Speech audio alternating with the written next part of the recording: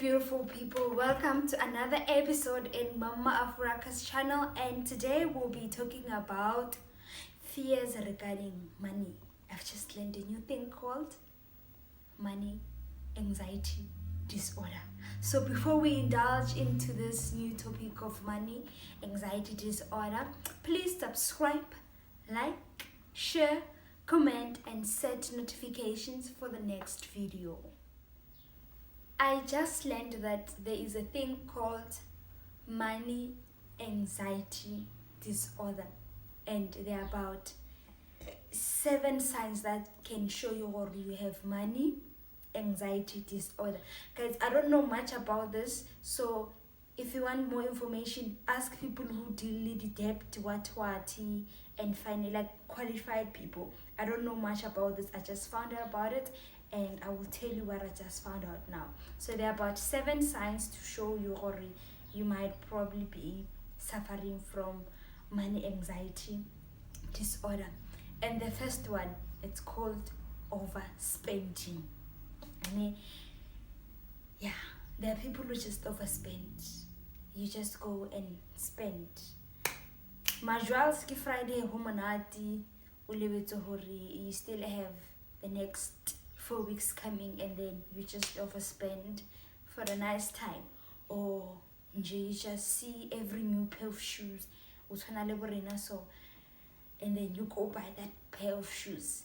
You just overspend. Or reka grocery, and then I need 1, 2, 3, 4, but you just buy extra things that were not in the list because we won't wear and just like, oh, I remember I need this. So the first money anxiety disorder sign that you can see, it can be through overspending.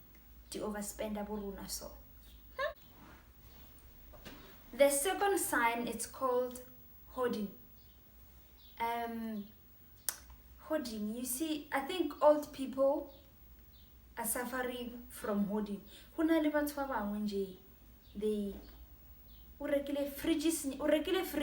fridge, and then you bought another one because fixing it did not work out. You buy another one, and instead of getting rid of that first one, you keep it because to go garage, and then you buy that fridge, and then and then you buy another kettle, and then you end up having 10 non-working kettles or irons in your house, but you do not want to give them away or throw them away or sell them. So hoarding is another sign of overspending, and you overspend and then you keep things, like you don't want to let go of things, so you are hoarding. You have things and they keep on repeating themselves and they are useless, but you keep holding them, so you are hoarding. That is the second sign that I've learned about hoarding. There's a thing called hoarding. So the third one is called frugal to a fault. So I've learned a thing called frugality. There are people who, I don't know if you can call them essentialist or minimalist, but they're around those type of people who spend on certain things. They minimize their spending. So there are those who called frugal to a fault. They save every cent. They even forget hori. They must spend on themselves. Like those stingy people, they are stingy to the core. Like stingy. Like they even stingy to themselves. Like even be stingy to even do something nice for yourself. So there are those people, like they even stingy in the household. They are stingy. If things cost, if they go shopping, buy grocer, anything that does not have VAT, it's bought. If it has VAT, not bought. I've once watched a couple go to Taboo, DSTV, these weird channels that have weird episodes. The couple used 1 toothbrush. They even organized haba tlhokofala. They must be in 1 coffin, and not the expensive coffin. The coffin nyana la teng ke le la le mabox a ditamati. So that is how these people are. They're frugal to a fault. Those are the people who underspend to the key. Just can we not be such people? We need help. And then there's the fourth one. It's called financial incest. I had to Google the word incest. I still do not understand this one, but the highlight on it is probably the partners in and then I'm the one who controls the finances. When I would and I control the finances, but I control the finances to a point where it becomes abusive, especially towards you when I'm the one who's not controlling the bills. I control how the money must come in, how the money must go out, what must we spend on, and things like that. And then when I end up not having an opinion or the freedom to have an opinion on how our finances should go. So that is a highlight of it. I still have a lot to learn on the financial incest story. How do they behave? But that is number 4 for you. The 5th money anxiety disorder that I learned about is called financial infidelity. When I heard the word infidelity, cheating. So financial infidelity, it's also part of, I can make an example when we are partners. So it's when we don't tell each other about our finances, and I'm secretive about my finances, and I end up having loans because I'm an overspender. I end up being in debt without my partner knowing. I think a close example, I'm not diagnosing this correct, but a close example is Mr. Mahonga from Skim Sam.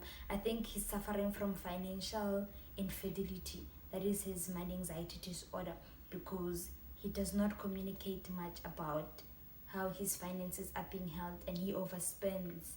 So that is the 5th one.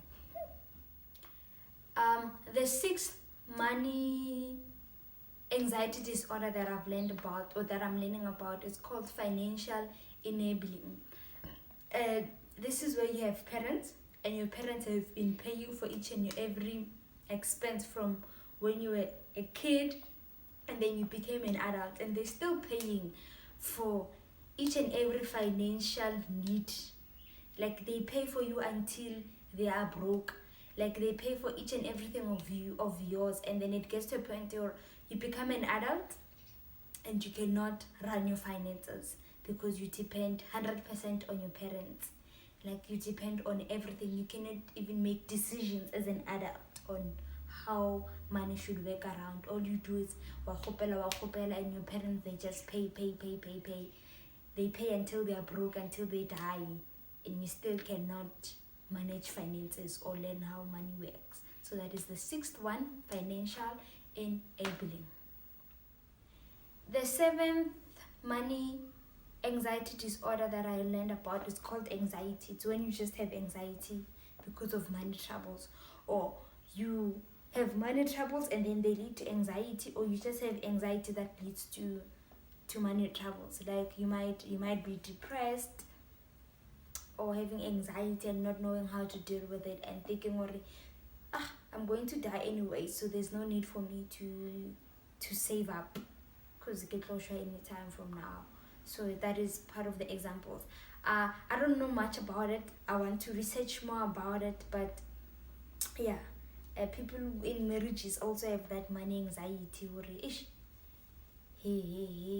I'm stressed and we're not talking well, and then you're just anxious about how money it's being spent in your relationship, in your household. You're just anxious about money in general. So those who have anxiety, it can lead to having money problems, and those who have money problems can lead to having anxiety.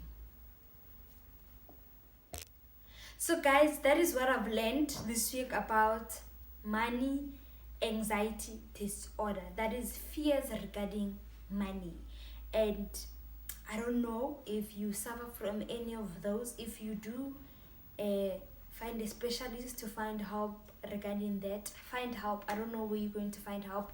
I'll do more research on how can I find help and how can I determine if I have any of those disorder. But for now, I'd like you to comment on the box below and tell me Can you self-diagnose yourself, and out of those 6 or 7, which one do you think you are? And if you're a specialist on finances and psychology around finances, tell us, how can we improve? How can we get over the fear of money? And how can we grow to make effective decisions on our financial resources? But for now, it's your girl, Mama Mpiana Afraka. I'm out, but do not forget to subscribe, like, share, comment, and set notifications for the next video. See you in the next video.